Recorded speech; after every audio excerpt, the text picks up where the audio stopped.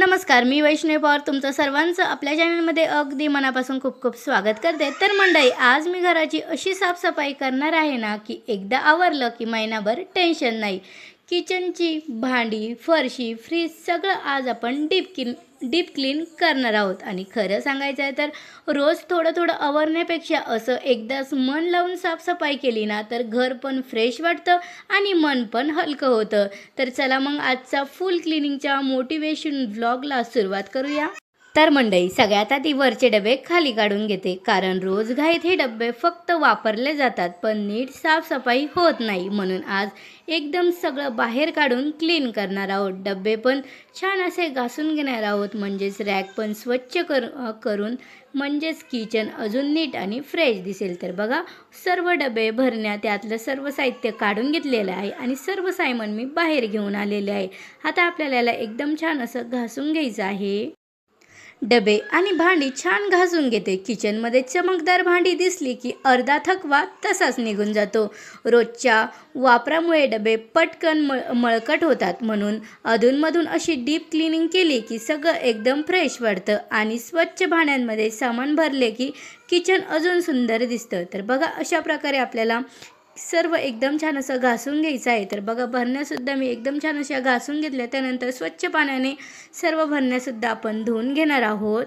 रोजच्या वापरांमुळे डब्यांवर तेलकटपणा, मसाल्याचे डाग आणि धूळ पटकन बसते, त्यामुळे अधूनमधून अशी डीप क्लिनिंग केली की किचन एकदम फ्रेश वाटायला लागतं। एक एक डब्बा रिकामा करून धुवायचं म्हणजे थोडं काम वाढतं खरं तर, नंतर सगळं नीट भरून जागेवर ठेवलं तर पहिल्यासारखं पाहिलं की मनाला एक वेगळंच समाधान वाटतं। मला तर भरलेले आणि एकसारखे लावलेले डबे पाहिले की किचन अजून सुंदर दिसतं। आता हे डबे छान वाळून पुन्हा धान्य, मसाले, डाळी सगळं नीट भरून ठेवायचं आहे, कारण किचन व्यवस्थित असेल ना तर रोजचा स्वयंपाक करताना खूप आराम वाटतो। कुठली वस्तू कुठे आहे ते पटकन सापडतं आणि वेळ पण वाचतो।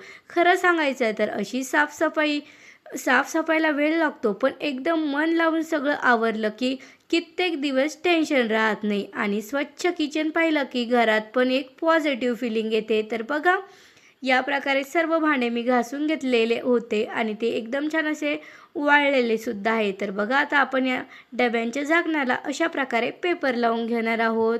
तर मंडळी, असं डब्यांच्या झाकणाला कवर लावले की त्याच्यावर धूळ बसत नाही, डबे आपले नेहमी क्लीन दिसते। त्यामुळे ही छोटीशी ट्रिक तुम्हाला खूप उपयोगी पडते। त्यामुळे तुम्ही सुद्धा असे डब्यांना पेपर लावणं अजिबात विसरू नका। तर रोज पुसायला पण सोपं जातं आणि झाकण पण पटकन मळकट होत नाही। अशा छोट्या छोट्या टिप्स तुमच्या किचनला खूप व्यवस्थित आणि छान बनवतात। अशा एकदम सरळ सेट केलं की नंतर खूप आरामात पडतो।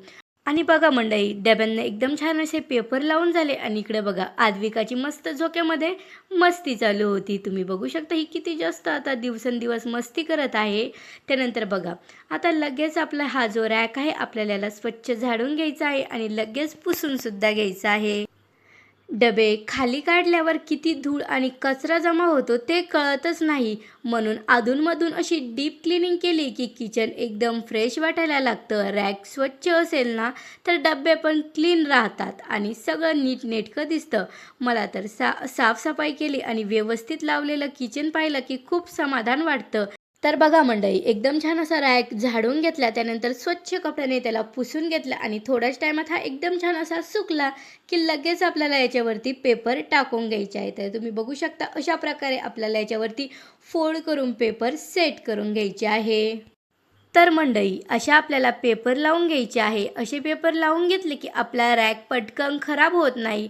त्याच्यावर धूळ, सांडलेले मसाले साफ करायला सुद्धा खूप इझी जातं।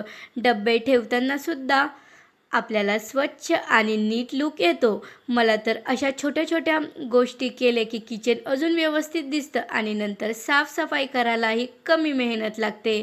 आता सगळा रॅक एकदम छान असा पेपरने सेट करून घेतला। तर बघा, अशा प्रकारे मी पूर्ण रॅकवरती पेपर एकदम छान असे सेट करून घेतलेला आहे, तुम्ही बघू शकता। तर बघा, पेपर सेट केल्यानंतर किती छान असे दिसत आहे। तर आता आपल्याला काय करायचं आहे, लाईन वाईज याच्यावरती डब्बेसुद्धा सेट करून घ्यायचे आहे।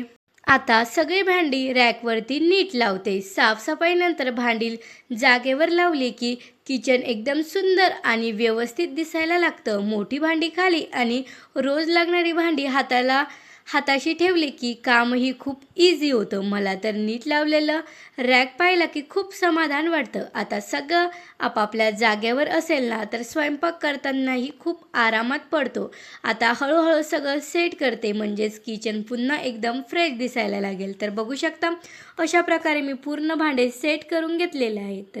तर मंडळी, तुम्हाला जर माझा आजचा व्हिडिओ आवडला असेल तर व्हिडिओच्या खाली लाईक बटनवर क्लिक करा आणि सोबतच आपल्या चॅनलला सबस्क्राईबसुद्धा करा. तर चला इथेच भेटूया पुन्हा एका नवीन व्हिडिओसोबत. तोपर्यंत बाय बाय.